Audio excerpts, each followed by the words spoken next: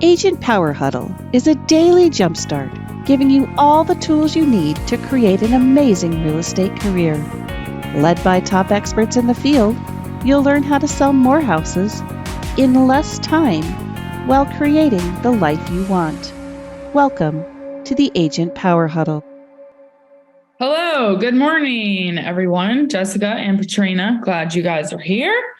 I'm just gonna jump in. Maybe we'll have more people join us. I don't know.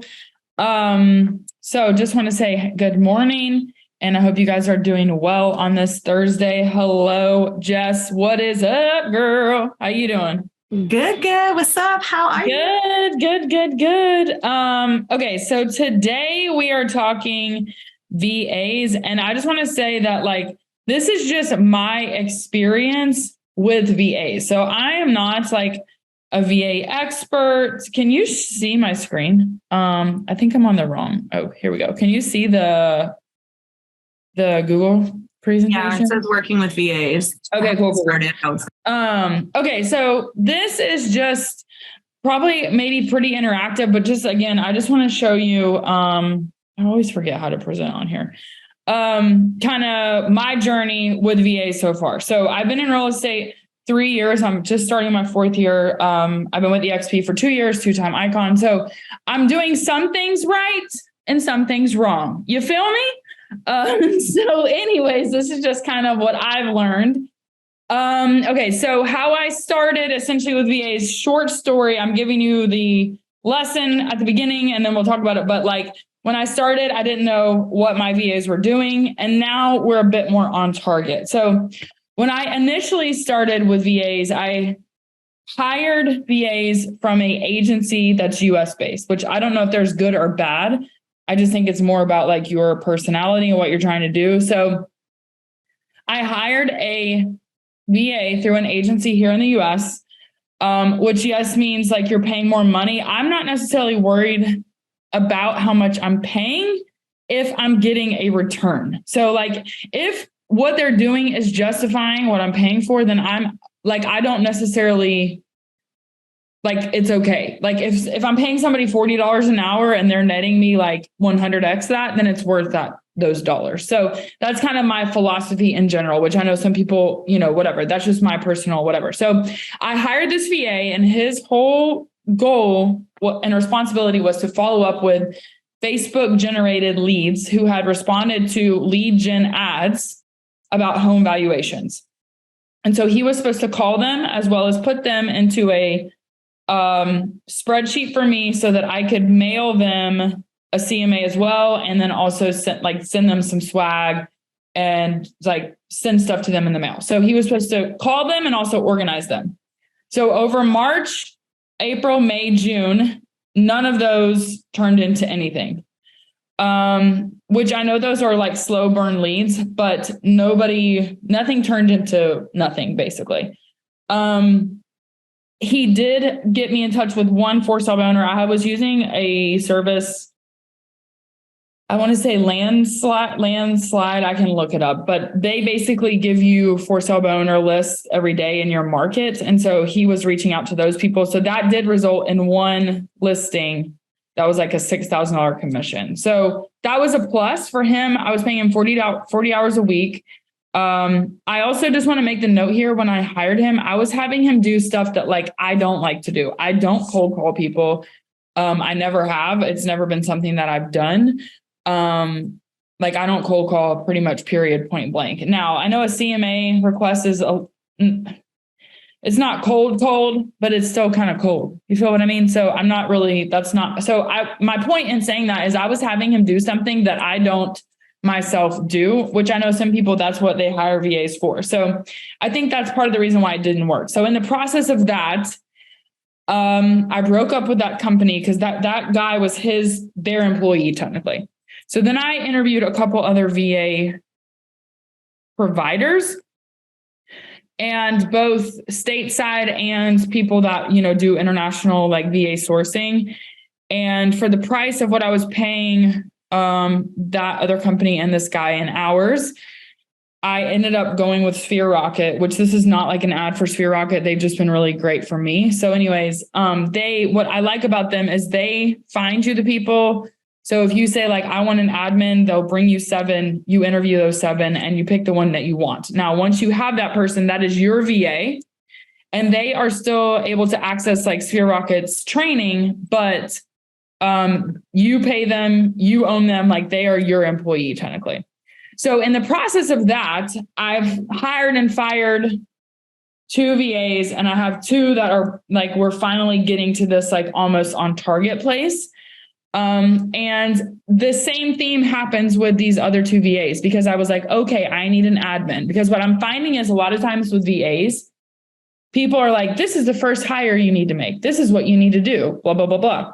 So like, for example, for an admin, I needed her to like work on my email and like organize my CRM, like all that stuff. But like, I'm not doing those things well already. So I needed someone that could basically go in and almost manage me, but I didn't realize that's what I needed. And so I had this expectation that this person was like going to go in and clean out my email and do all this amazing stuff. Well, I don't even know how that works.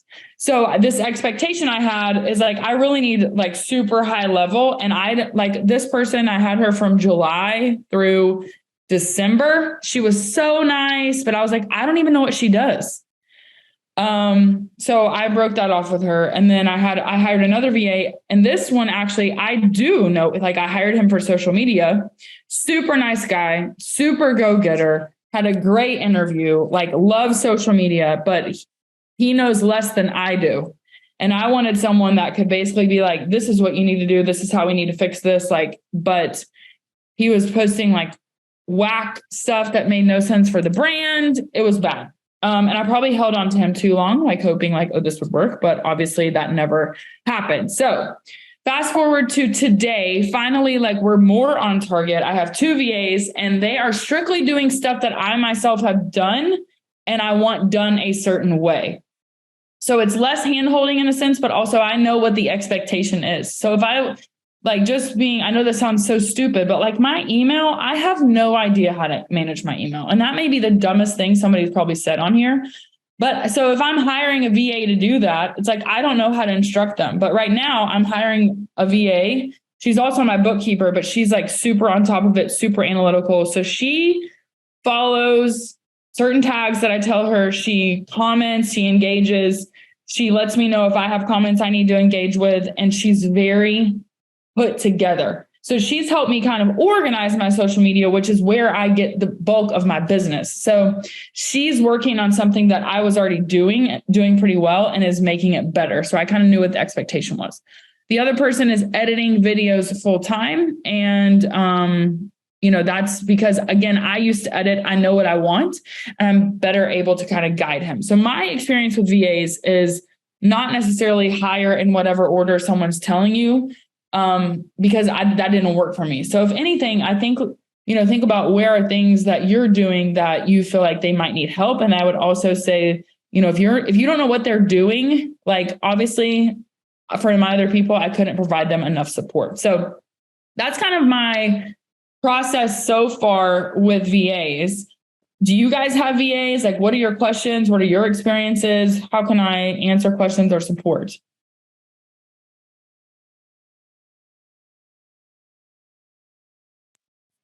I had a couple of VAs for over a year, and 2 months ago, I let them go. Okay. I feel like I'm not the right person to hire. Yeah, which that's why I actually went with a company, because I need well, and when I have hired like without using like a company, it's just been a complete disaster. And that's for like an assistant role. So what were they doing for you? They were doing a lot of things. It's just there were so many errors, and it was really frustrating because I know that we're going to make mistakes. The thing is, you're familiar with the DISC personality assessment, right? So the thing is, with the marketing part of it, the person excelled because I think they were an I. So, they're very dreamy, very creative people, but right. I'm also an I. And so I'm just like, we both can't, I'm a DI actually. But we both can't be the same thing because I need you guys to catch the mistakes that we need a little different energy. Right. So the creative and him understanding my flow and it was all there. And so we had him as like the marketing person. And then I had someone else that was supposed to be double checking the work. Anyway, it was really frustrating. And after probably 8 or 9 things that were done incorrectly back to back, after I gave them the opportunity to correct it. And I offered suggestions of which they said they would follow and they didn't. So at that point, I was just like, y'all got to go. But I'm so sad. How did you find them? They were a referral through a previous business coach. Oh, okay. Got it. Yeah. So I went directly to them and not through a hiring company. Yeah. Which I'm actually surprised because he's a super deep personality. So I'm not quite sure what he had them doing, but he'd been working with them for like 2 years. So I think it was just not a good fit for me. Right. Yeah. Yeah. I mean, were they doing stuff that like you liked doing and you kind of pushed to them, or was it like they own this lane? They own the lane. We kind of, there was 2 of them. One managed, the other one managed and was supposed to be double checking their work. And, I started offloading, like he would send out because they do 4 community events a year. He'd reach out to people on Facebook just to send messages. I'd be the one responding to people, but he'd do that. He'd create all of my marketing from my newsletters to fun things to do that weekend. Just pending, just sold, all of that stuff. Okay. I miss him. He did a really great job. It's just every time it was time to send it out, there was an error. Right. Hey. So would you say like, come here. I have do you have like operates like SOPs, like standards and procedures for them, or were you, because I don't. We built them together. I'm like this is my experience, but I also don't have SOPs. So I'm curious, like, do you have that? Did you have that? What's your thoughts on that? Yeah. So we built them together because this was a new position for him. And initially he was supposed to be get the emails together and help me with my database. And the more that I noticed that he was more I personality, the more I was just like, okay, he's making all these mistakes because he's bored. He's going to thrive in the marketing scene. And then we'll have his manager that can double check it. And he did. Like the more I alleviated like the actual, that kind of admin stuff and allowed him to do the marketing stuff, he blossomed. Oh, gotcha. He was amazing. But we ended up creating that role for him. And every time he knew in our WhatsApp group, the moment that I got an offer accepted, they knew immediately that means to get a pending flyer put together. That means send out a couple of emails that we've put together to show the client what the next steps are. Gotcha. That kind of stuff. Yeah. Okay. So do you feel like, in terms of like having a VA, is that something, are you like, I'm done now? Or are you like, that just wasn't the right fit? Like what, I mean, because for me, I see the value of it. It's just, I'm realizing like in this whole process that for me, I need an actual operations person that can kind of organize all this crazy, but I'm just not there yet in terms of hiring someone that would be the high level that I need. And so as a result, what I'm using VAs for are just really to up the ante of stuff that I was already doing successfully, like social media.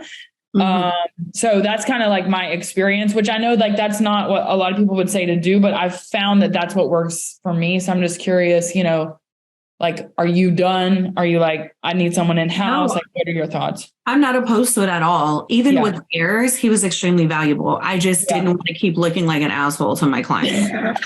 I'm like, I know. These mistakes. They're going to be like, no, how the hell are you going to sell my house if you can't even spell these words right? Or, you can't do these things. And so after so many, it was a problem. But just a sidebar.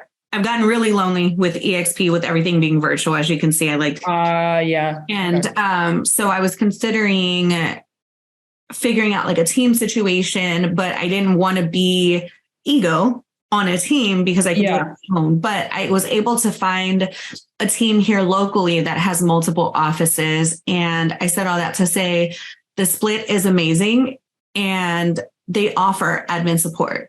So nice. Okay. What it's like with what they offer as I start getting more and more transactions, because I have a couple every month. But once I start ramping up and start getting into the 4 and 5 a month, I want to see what type of support the admin can offer me. Right. But it does make a difference. I'm not opposed to it. And knock on wood, if for some reason things don't work out on this team, then if I were to go back to being just a top producing solo agent, I would definitely reach out to a VA company.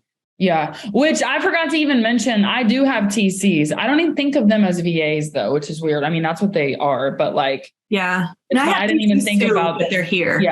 Yeah. Well, and they're in my town. And the person that owns the company, she's a licensed agent, and her husband, she brought him on because she's gotten busy and kind of trained him. But like I've never even met them in person. Yeah, no, same. I know I have my local TC, and what I've been doing and I'm honest with my clients about it. I don't pay TC fees. My clients do. Really? I write it into their contract and we talk about the service that's provided and they're okay with it. Gotcha. Okay. Yeah. Yeah, no, I pay them. That's interesting. What state are you? California.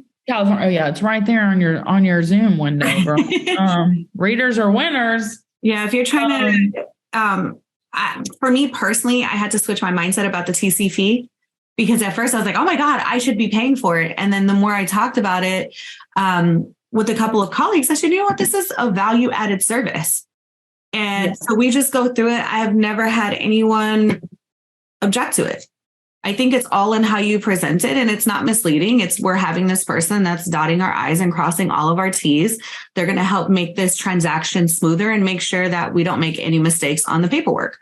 That's it. And they're like, okay. But don't you think it's a value add for the real estate agent, not necessarily for the client? I think it helps all around.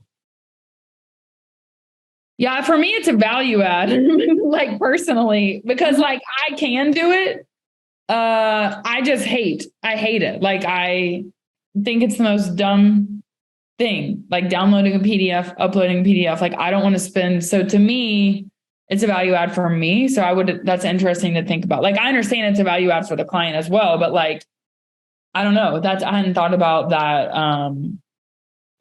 that. That's interesting. No, your reaction and Jessica's was mine when I first heard about the idea. Yeah. And then I was just like, oh, I can totally understand. So I think it more so, it's not coming from a place of me taking advantage or anything like that, because I could pay for it. But when we talk about the process of it and what happens, it's like you said, a value added just for everyone, especially for the other side too, because sometimes those TCs or sometimes those agents are a hot mess. And that could delay things. So to keep everything on course, we get a TC. Interesting. Yeah. The other thing too is like, I don't know. Because if something messes up, I mean, then you know what I'm saying? Like, people do make errors. So then it's like, do you take on the fee when there's like a mistake, or do you know what I'm saying? Like, have you had that situation happen, or? No, I haven't had any issues yet. The TC that I work with is, and to your point, she is human and we can all make mistakes, but she's pretty good at what she does. But I also think with our EXP client compliance, and also I look at the documents myself, like once we get them into SkySlope. So my hope is that amongst all of our eyes that there's no issues, but knock on wood, I haven't had any thus far. Right. Yeah. Yeah, I mean, I will say, like, I know I didn't even mention it here, but was obviously my first like VA hire was a TC. But anyways, but when it comes to like VAs for business, like growing business, for me, I found that doing so, it had to be in alignment. Like what you're saying with your TC, it had to kind of be in alignment with what made sense for your business. Mm-hmm. So same thing, like what I've found with VAs, because even like Sphere Rocket, who I have used and have had success with, their order of operations in terms of like bringing people on is not something that fits for what I do. And so I kind of made this other path, which I'm sure a lot of people have done. So, but, just kind of wanted to share my experience. I don't know if anybody else here has VAs or, thoughts or any kind of thing to contribute. I'd love to find a VA that can edit footage, like a Insta 360 camera. For right now, that's what I'm looking for, is someone I can send video to and they can edit it to create a great little story or a reel. Yeah. So have you looked on do you want someone, what kind of volume do you have, Jessica? In terms of stuff to edit? I've been creating content for the last 3 weeks while my website gets built.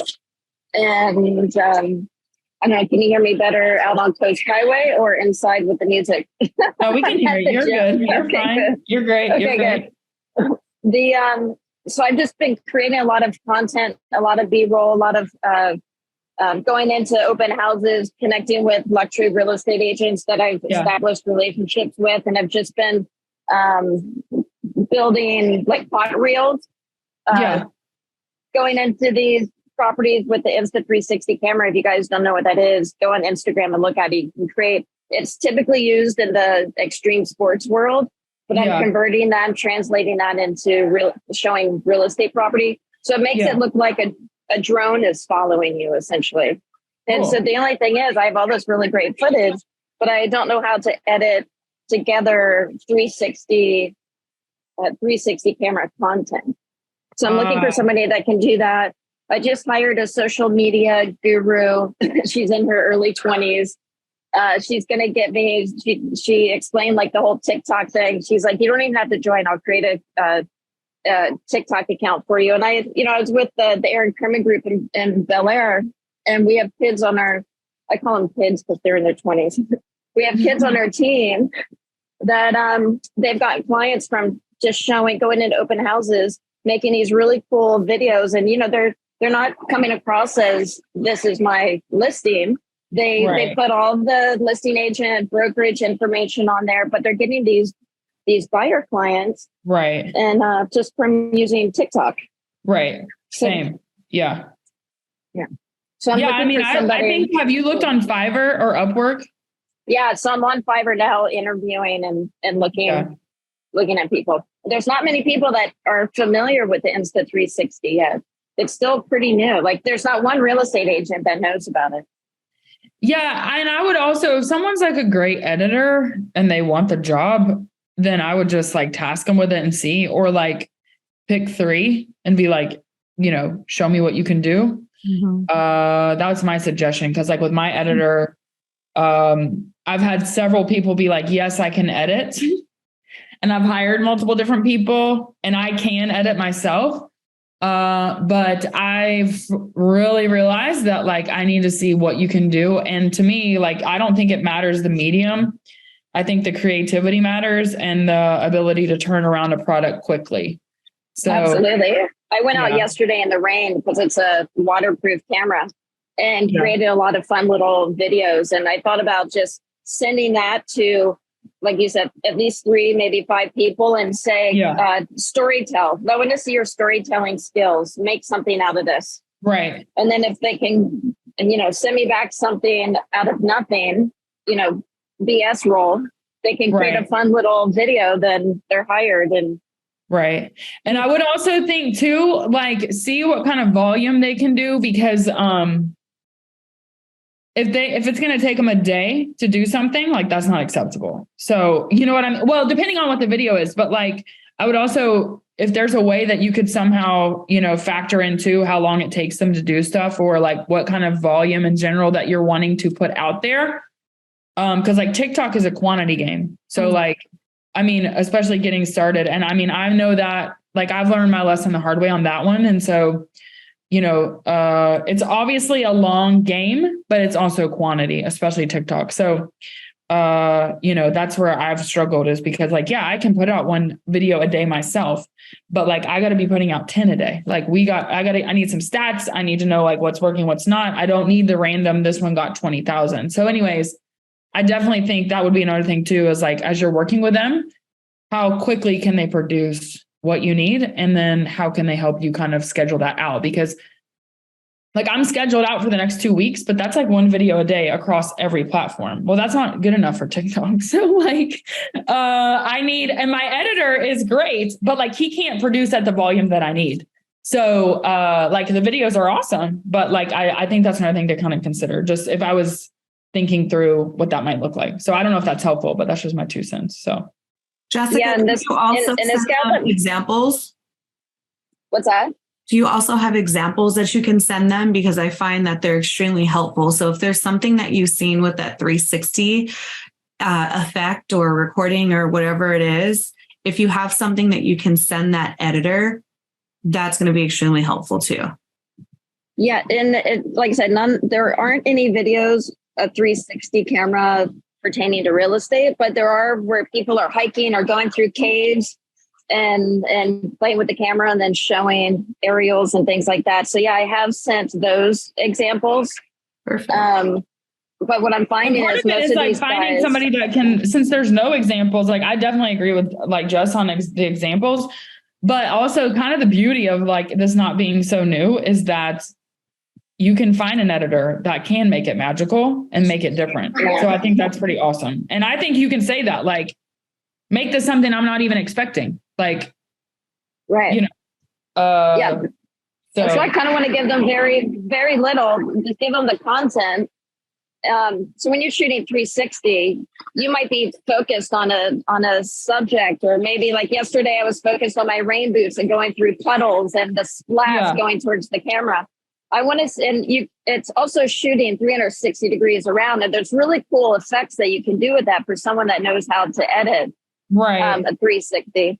And so I want to see their storytelling. I want to see what kind of storytelling they can come up with. And you know, this social media gal, once a month or twice a month, we're going to get together.